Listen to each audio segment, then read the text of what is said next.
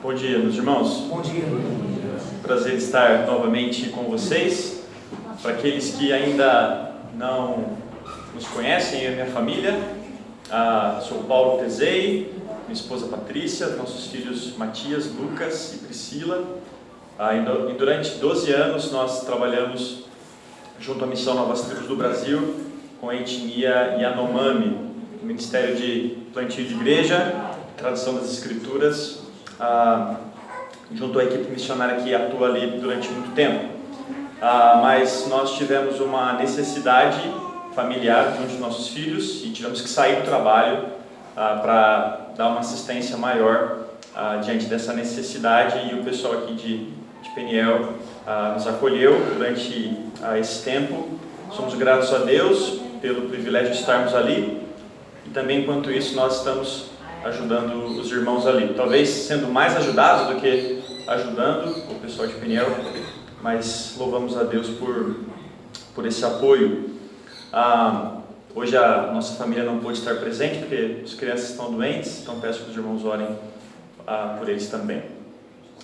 Há uns anos atrás, quando estávamos ainda no trabalho, estávamos ensinando o livro de Efésios para um grupo de crentes que estavam ali, e havia crentes mais antigos e mais novos também. Tínhamos acabado de traduzir o livro de Efésios e estávamos dando o ensino da Palavra de Deus a este grupo, e alguns dias depois do ensino das Escrituras, um jovem recém-convertido me procurou porque ele queria tirar algumas dúvidas a respeito do livro, e uma das dúvidas dizia a respeito sobre o seu relacionamento conjugal com a sua esposa. E ele disse assim para a gente: olha, eu estou lendo na Palavra de Deus que o texto diz que as mulheres precisam ser submissas aos seus maridos. E eu estou lá ouvindo o que ele está dizendo, né? E ele fala assim: olha, mas tem um problema, minha esposa não é submissa a mim, ela não faz tudo que eu quero. E aí ele começou a enumerar uma série de coisas que ele esperava que a sua esposa fizesse a ele como resposta ou resultado dessa atitude ou dessa pretensa atitude de submissão que ele esperava da sua esposa.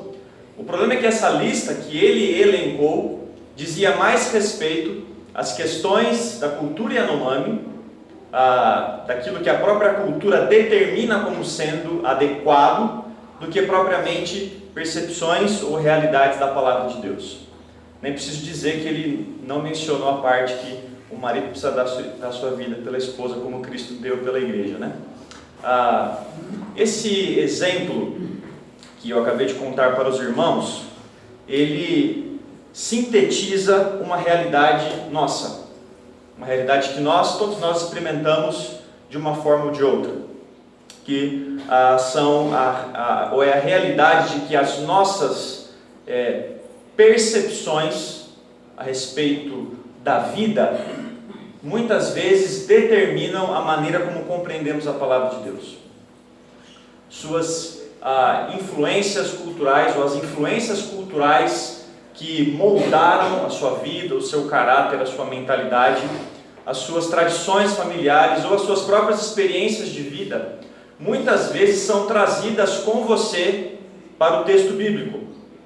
Algumas dessas experiências enriquecem o conhecimento da Palavra de Deus, mas muitas dessas experiências acabam limitando uma percepção correta do texto, quando essa percepção não é alterada. O problema disso é que essa realidade pode impedir-nos de compreender a Palavra de Deus como ela pretende ser para nós. Isso determina a maneira como lemos as Escrituras e, consequentemente, pode influenciar a forma como nós percebemos, nos relacionamos e até cremos em Deus.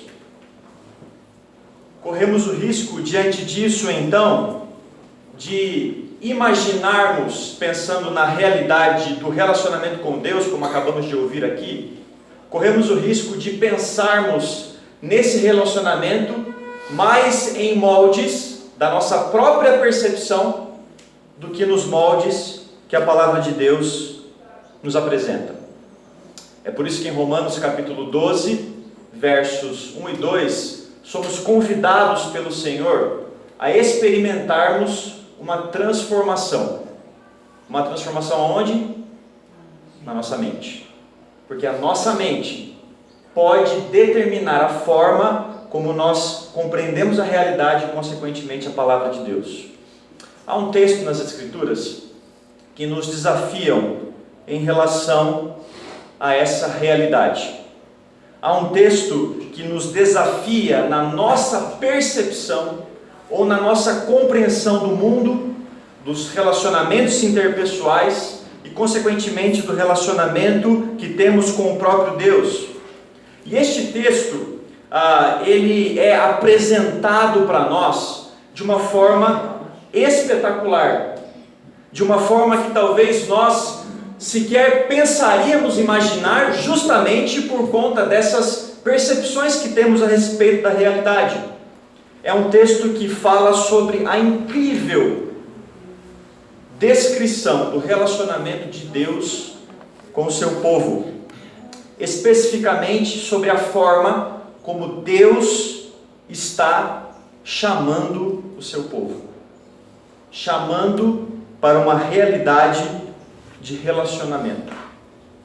A forma como Deus busca, chama e está indo incansavelmente atrás do seu povo, revela para nós a realidade do que as Escrituras descrevem, não apenas sobre nós, nesse relacionamento com Deus, mas revelam para nós, principalmente, quem é o nosso Deus.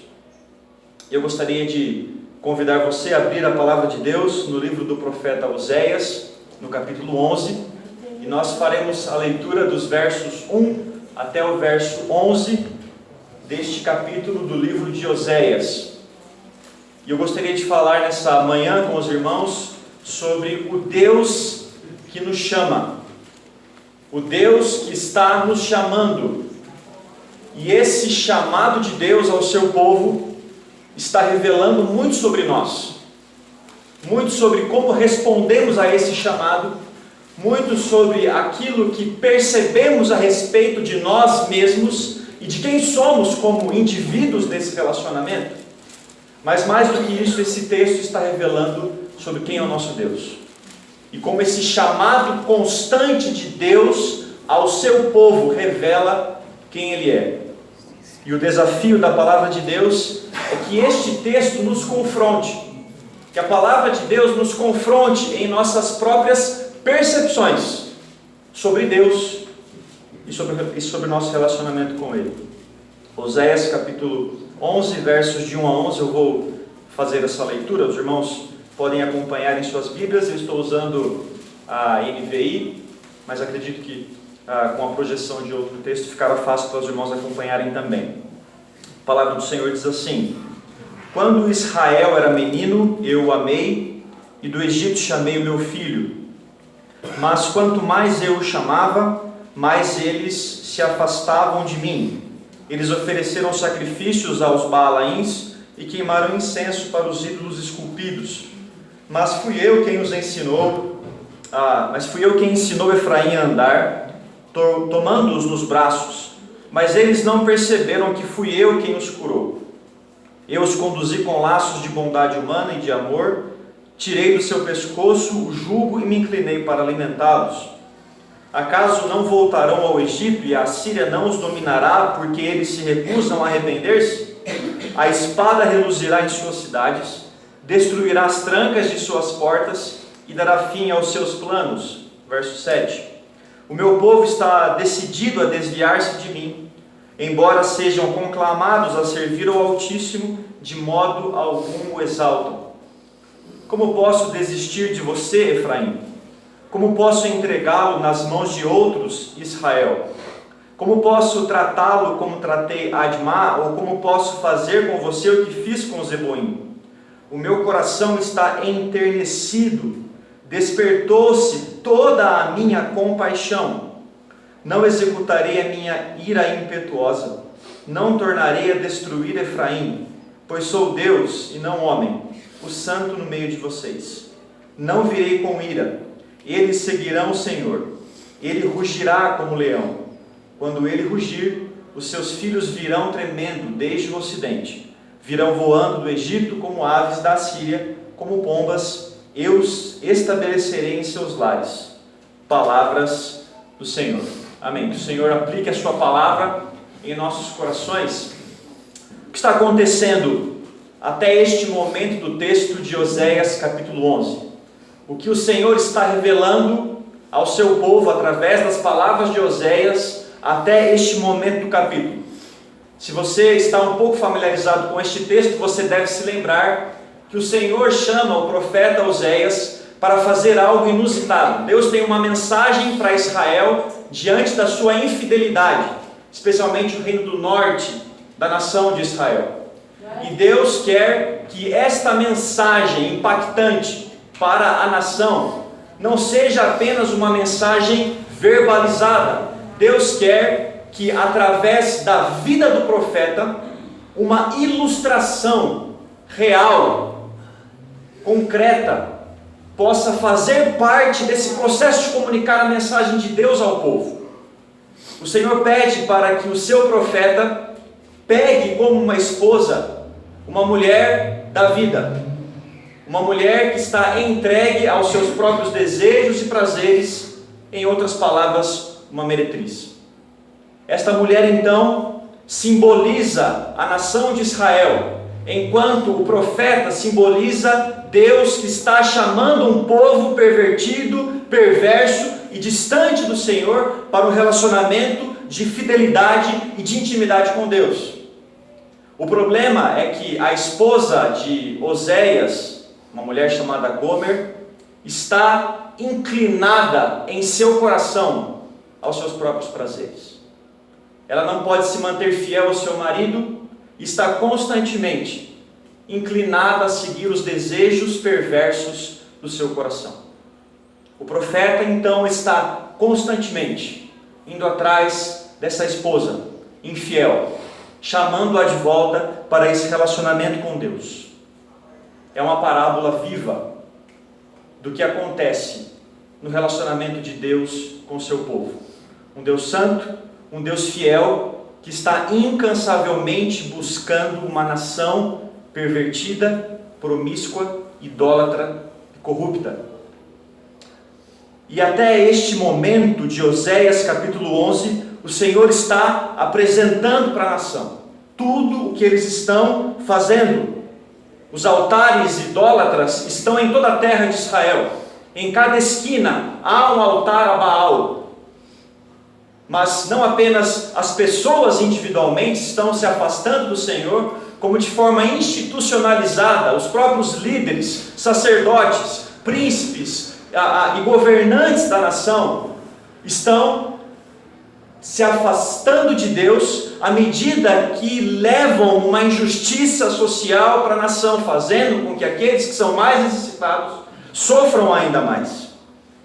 Os líderes estão corrompidos porque há no coração do próprio povo, nas palavras do próprio profeta, um espírito de prostituição que cria em sua própria mente um entendimento pervertido sobre o relacionamento com Deus, fazendo com que essa realidade de idolatria, de promiscuidade, não apenas se torne aceitável, como pior do que isso, se torne incentivado.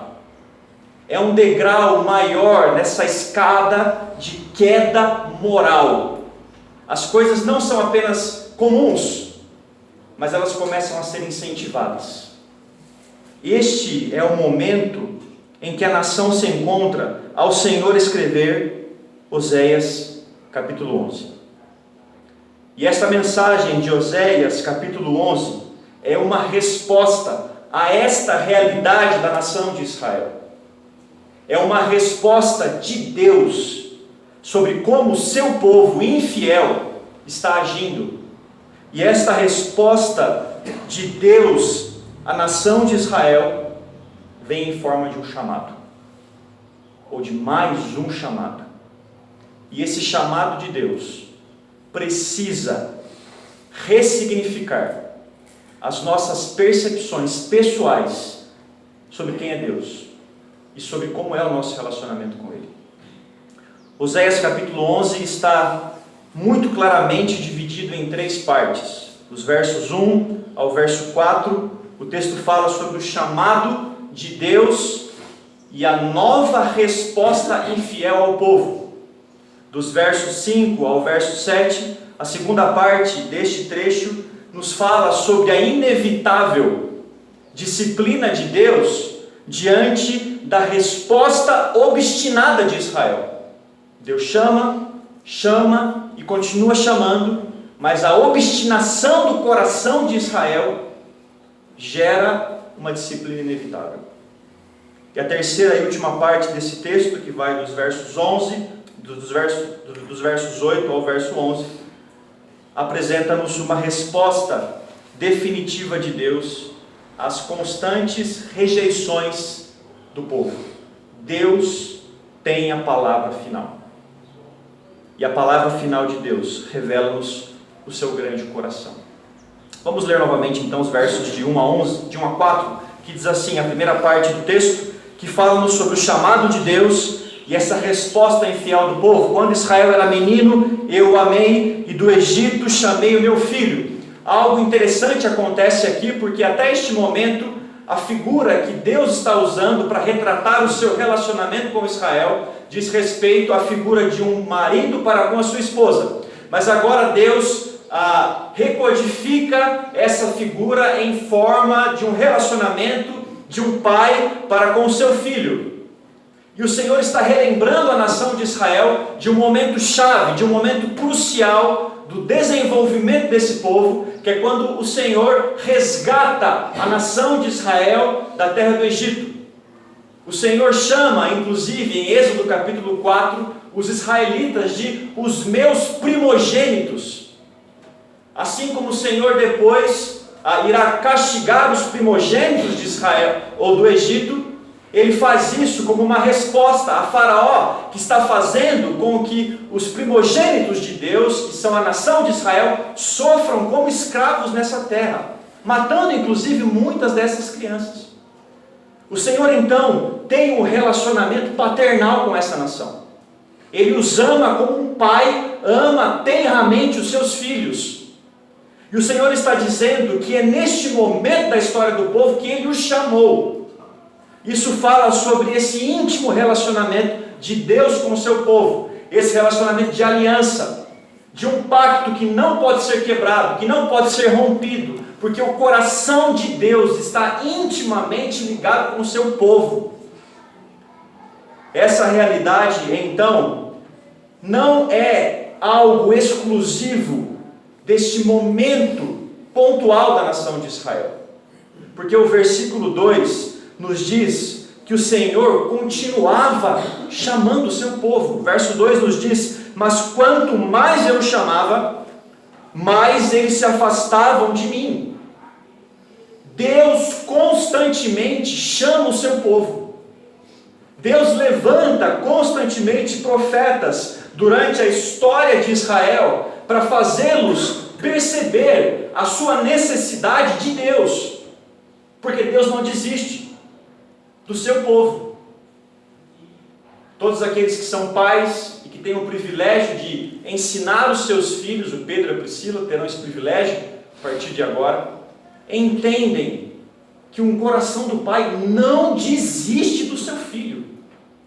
Por mais que esse coração esteja obstinado, rebelde, continuando num caminho que o pai sabe que não é melhor, o pai não desistirá, porque há uma ligação íntima, intrínseca do coração do pai para com o seu filho. Mas há um contraste que Oséias nos apresenta sobre o chamado constante de Deus para o povo. Enquanto Deus está constantemente chamando a nação de Israel, o versículo 2 continua dizendo que eles continuam oferecendo sacrifícios aos Baalaíns. Deus constantemente chama o povo. E qual é a resposta do povo? Constantemente buscando falsos deuses. E a ideia é que não há uma ruptura, não há uma quebra, é algo que não termina. O povo está obstinadamente buscando outros deuses. Diante disso, então, Deus continua respondendo fielmente a esta nação. Versos 3 e 4 nos diz: mas fui eu quem os ensinou a andar. Veja, o povo está constantemente se afastando, mas é Deus quem ensina esse povo a andar, quem pega-os pelo braço e aponta o caminho para eles, ainda que o povo de forma rebelde parece puxar os braços, porque não quer caminhar nesse caminho que o Senhor está apontando. O versículo 4 nos diz que o povo não pode perceber que quem trouxe cura à nação é o próprio Deus. Anteriormente, no capítulo 5, Oséias fala que Deus destruiu a nação em termos de disciplina, em termos de fazê-los perceber a sua necessidade espiritual, porque eles estão procurando refúgio, procurando prazeres, procurando a satisfação em outras nações, em outros deuses de outras nações. E esse povo é então ferido pelo Senhor, e onde eles procuram cura? Nessas nações. E Deus diz: eles não podem curar vocês, ainda que vocês caminhem até eles, porque sou eu, diz o Senhor no versículo 4, que cura este povo, porque eu os conduzi com laços de amor humano, eu tirei o jugo do pescoço de vocês, diz o Senhor. O chamado de Deus não é um chamado alienado da nossa realidade, da dor do seu povo. O chamado de Deus invade a nossa vida, onde estamos, como estamos, resgatando-nos daquilo que Deus sabe que não é o melhor para nós. O Senhor está chamando o seu povo, mas o seu povo está de forma obstinada, respondendo negativamente ao Senhor. Mas há uma segunda parte desse texto. Se Deus chama o seu povo, e esse povo continua a responder de forma obstinada, então Deus precisa discipliná-los. Deus precisa chamar o povo de uma outra forma. Veja, a disciplina, ela não é a ausência de amor, mas a disciplina bíblica, ela é o amor de Deus revelado de uma outra forma. Porque Deus ama, então Ele precisa disciplinar. Porque Deus ama, Deus precisa chamar o povo de uma outra forma. Os profetas não ouvem, ou melhor, o povo não ouve os profetas, então precisamos intervir de uma outra maneira. Isso também é resposta amorosa do Senhor. E os versos 5 a 7 relatam esta parte da disciplina de Deus, quando diz, verso 5: acaso não voltarão ao Egito, e a Assíria não os dominará, porque eles se recusam a arrepender-se. A disciplina de Deus virá mediante a invasão, ao cativeiro, à escravidão. O Senhor precisa levar o povo para o mesmo lugar da onde Ele os tirou, para que isso desperte a sua realidade, para que eles percebam onde eles estão, a situação em que eles mesmos chegaram, e possam responder de forma diferente ao Senhor. O texto diz que a Assíria os invadirá, e as trancas das suas portas serão destruídas, e veja, Deus dará fim aos seus planos, ou às suas tramas. O que o profeta está dizendo? O profeta está dizendo que Deus precisa remover esta nação do seu lugar de conforto. As trancas de uma cidade reforçavam os muros que permitiam com que os inimigos não invadissem. Se essas portas não têm mais trancas, os muros que supostamente ofereceriam proteção são inúteis. As portas estarão abertas, o povo estará vulnerável, e o poderoso reino assírio invadirá o reino do norte, Israel, e removerá esta nação do seu lugar de conforto, do seu ambiente de controle. E é por isso que os planos, então, do povo serão destruídos. Não é assim que o Senhor também faz conosco? Quando Ele precisa nos chamar a atenção de forma diferente? Ele nos deixa vulneráveis, Ele nos remove da nossa situação de conforto, de controle, para que percebamos que nós não temos controle, para que percebamos aonde estamos chegando ao nos afastarmos do Senhor. O Senhor está fazendo isso com a nação, porque a punição pelo pecado não contradiz o seu amor, mas é uma expressão dele. Porque Deus quer que o seu povo perceba o que está acontecendo. Mas veja, isto é uma resposta de Deus a uma resposta obstinada de Israel. O povo se recusa a se arrepender. O povo está endurecido. Os profetas falam, mas não há resposta. Deus então precisa trazer disciplina. E então nós caminhamos para a terceira e última parte desse texto, que é dos versos de 8 até o verso 11. E algo espetacular acontece aqui. É como se um carro desgovernado, a 100 por hora, sem freio, estivesse caminhando ou correndo na direção de um penhasco, de um desfiladeiro. Não tem freio, não tem o que fazer, e você está vendo de longe esse carro indo nessa direção, e você vê que ele vai cair nesse grande penhasco. Sua expectativa, como alguém que está vendo isso, é de perplexidade, mas até certo ponto entendendo que é o que vai acontecer, porque não há nada a ser feito. Quando de repente, milagrosamente, ao invés desse carro cair no desfiladeiro, neste penhasco, ele para de forma milagrosa. É isso que acontece a partir do versículo 8 de Oséias capítulo 11. Nós esperamos que a nação de Israel continue respondendo de forma obstinada. Nós esperamos que o Senhor então continue trazendo disciplina e juízo sobre o seu povo, porque o povo continua respondendo de forma negativa ao Senhor. Só que o texto para nesse fluxo de pensamento e vai para uma outra direção. O texto para de falar sobre o chamado de Deus e sobre a resposta negativa e infiel de Israel e revela o mais profundo e mais íntimo coração do nosso Deus. Verso 8 diz assim: Como posso desistir de você, Efraim? Como posso entregá-lo nas mãos de outros, Israel?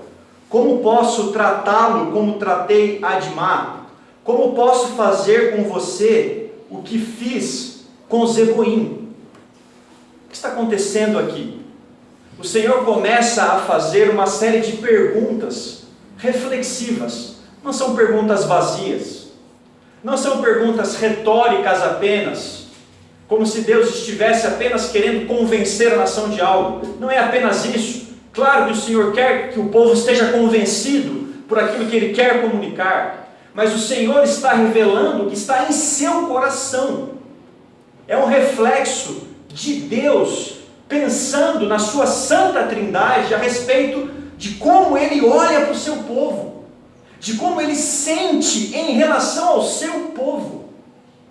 E Deus então diz que diante de tudo que está acontecendo, diante desta resposta obstinada da nação, dessa situação aparentemente inevitável, Deus diz que Ele não pode desistir de Israel, ou de forma literária e mais tenra, Efraim. Eu não posso desistir de vocês. Eu não posso entregar vocês nas mãos de outro, porque vocês são meus. O que o texto está dizendo não é que Deus deixará de punir a nação. O que o texto está dizendo é que ainda nessa disciplina necessária, como resposta do seu grande amor, isso não é definitivo. Isso não é absoluto. Porque porque Deus não pode destruir seu povo. Deus não pode fazer com que este povo, que são o seu primogênito, esteja nas mãos de outros. E então Deus relembra a nação de Israel de uma outra história muito conhecida.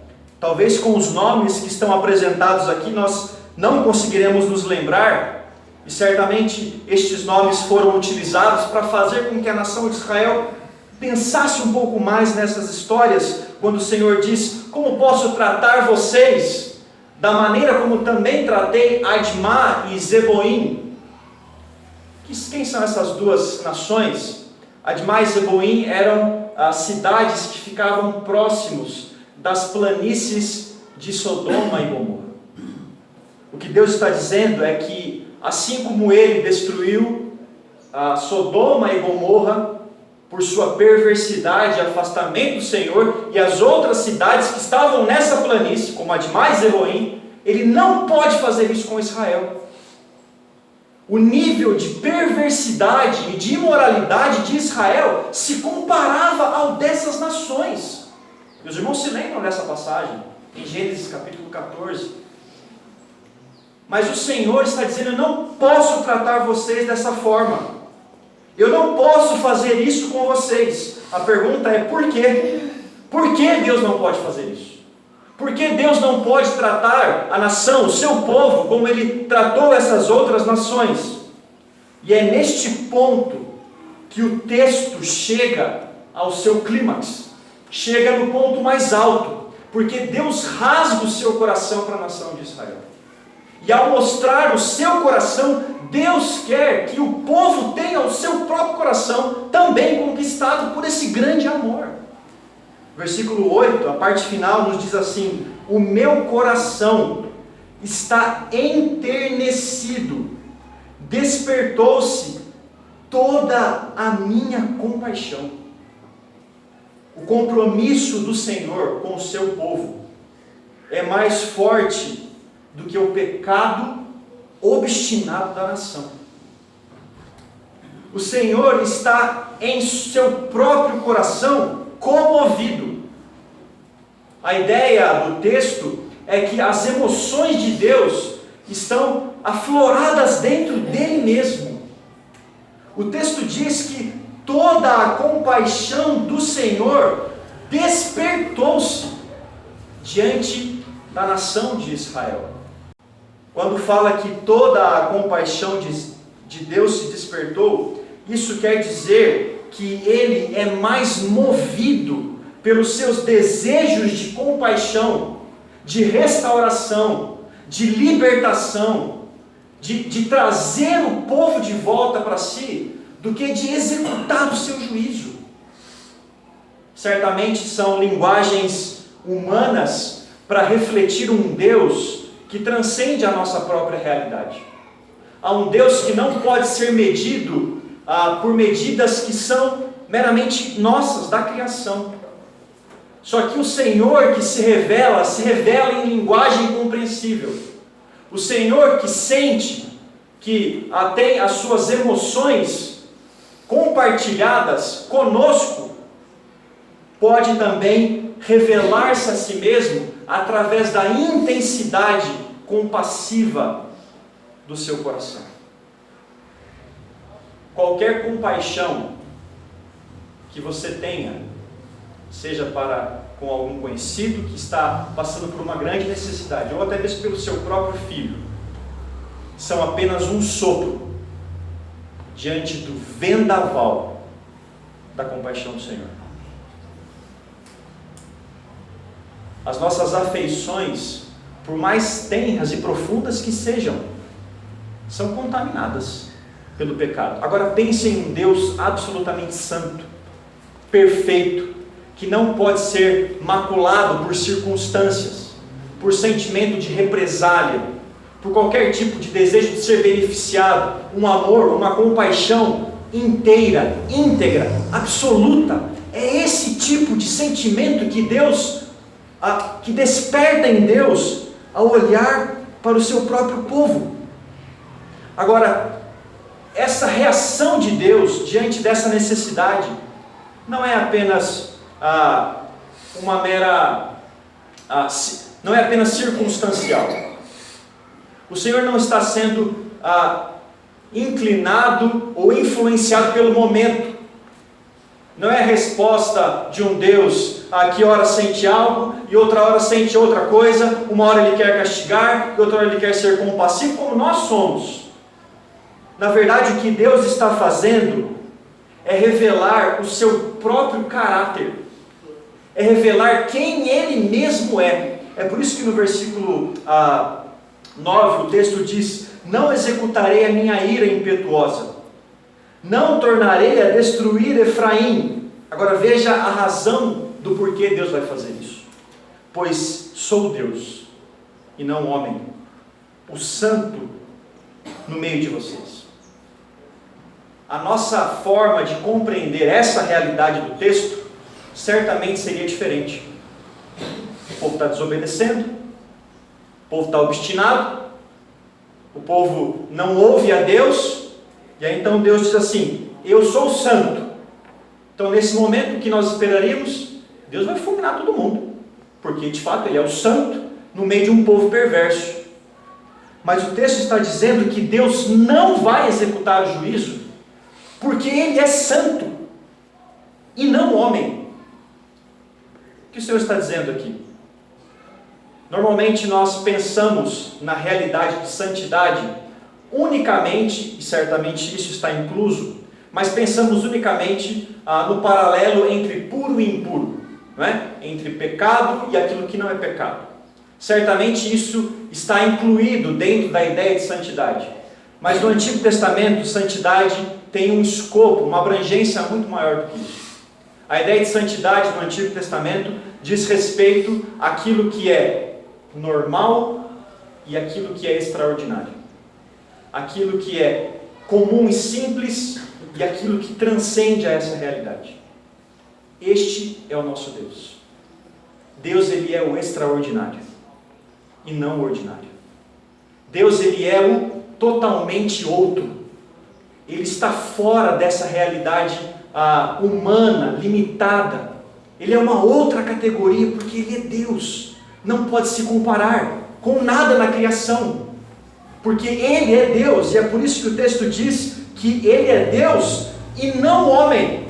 Ele é o santo no meio de vocês, o santo no meio de uma nação perversa, promíscua, corrompida, porque enquanto eu e você trataríamos essa nação de forma diferente, pense você no lugar de Deus agora, está chamando, e o povo rebatendo a esse chamado, não quero saber de Deus, e não é apenas uma questão de rejeitar, não é apenas uma questão de não ouvir, é uma questão de não ouvir e procurar outras coisas, é uma questão de afastar-se do Senhor e procurar um outro marido, é uma afronta à fidelidade conjugal de Deus com o seu povo. Como você reagiria a isso? Vai fulminar todo mundo, vão acabar com esse negócio aí, com essa bagunça do povo. Agora o que Deus está dizendo: eu não sou como vocês, eu não penso como vocês, eu sou diferente, porque eu sou santo, eu sou Deus, e não sou homem, e eu estou no meio de vocês, porque eu quero resgatá-los, porque eu estou chamando vocês para um relacionamento verdadeiro, porque eu quero curar vocês e tirá-los de onde vocês estão. O texto encerra com um último chamado de Deus. O Senhor chama o seu povo no início, quando Ele os liberta. O Senhor continua chamando o povo através de profetas que são levantados. O Senhor continua chamando o povo através dessa compaixão indescritível, que não se compara a nada nessa realidade humana. Mas a verdade é que a resposta do povo continua sendo infiel. Porém, o próprio Senhor garante que o seu chamado final será eficiente. O Senhor restaurará o seu povo. O Senhor chamará de forma definitiva a nação. O Senhor chamará aqueles que estão respondendo de forma obstinada, garantindo que o seu propósito eterno fará com que estes voltem para si mesmo, pois são o seu próprio povo. Versículo 10. Eles seguirão o Senhor. Ele rugirá como um leão. Quando ele rugir, os seus filhos virão tremendo desde o ocidente. Virão voando do Egito como aves, da Síria como pombas. E eu os estabelecerei em seus lares. Palavra do Senhor. O Senhor chamará o seu povo como um leão. Isso remete à sua autoridade, à sua realeza. O Senhor restaurará esta nação. O Senhor os chamará. E eles, como aves, ou como filhos, voltarão, tremendo ao Senhor. Isso remete à sua autoridade, porque o próprio Senhor, que chamou essa nação, garante a restauração final do seu povo. Eu gostaria de encerrar este nosso tempo fazendo breves aplicações para a nossa vida. A primeira delas, queria convidar você a refletir, a reavaliar sobre os conceitos que você tem a respeito de você mesmo. No início nós falamos que as nossas percepções, as nossas influências familiares, culturais, as nossas experiências de vida, muitas vezes determinam a forma como a palavra de Deus revela sobre quem nós somos e sobre quem Deus é. Quais são as percepções que você tem sobre você mesmo? Talvez você pensa que é completamente diferente da nação de Israel. Não, eu não faço isso. Eu não tenho essa atitude que Israel também teve, rejeitando o chamado de Deus, buscando outros deuses, como a nação de Israel fazia. Eu não sou um promíscuo, não sou um idólatra, eu não sou um libertino, eu não sou infiel em meu relacionamento com o Senhor. Bom, cada um de nós, de forma diferente, em contexto diferente, tem o potencial em seu coração de construir altares idólatras em resposta negativa ao Senhor. Suas prioridades, suas escolhas, suas preferências podem apontar para altares que são construídos na sua caminhada cristã. A forma como você escolhe o seu tempo, a maneira como você escolhe conduzir a sua vida, determina se você está ouvindo e respondendo obedientemente ao Senhor, ou se você está se afastando dele, construindo altares idólatras. Não precisa ter uma imagem, não precisa ter uma atitude religiosa diante deste altar, mas qualquer coisa que assuma o lugar de Deus, certamente é um altar em seu coração. O Senhor está nos disciplinando quando estamos nesse momento. Mas lembre-se que essa disciplina, estes portões quebrados, esses momentos de nos remover de nossa zona de conforto, acontece para que percebamos que não estamos no controle. O Senhor faz isso para que você entenda onde você chegou e para onde você precisa retornar. Apesar de tudo isso, apesar de nossas respostas negativas ao Senhor, pela sua graça e pela obra salvadora de Cristo Jesus por nós sabemos que aquele que começou a boa obra é fiel para terminar. Eu não sei onde você está em sua caminhada cristã. Eu não sei qual é o tipo de estima que você tem sobre si mesmo.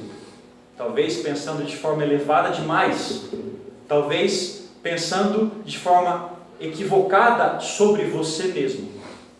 Mas isso tudo deve fazer com que percebamos que não somos autossuficientes em nossa caminhada, que dependemos do Senhor, porque é Ele quem garante a nossa restauração final. Para concluir, eu queria que você reavaliasse e refletisse sobre os seus conceitos a respeito do próprio Deus.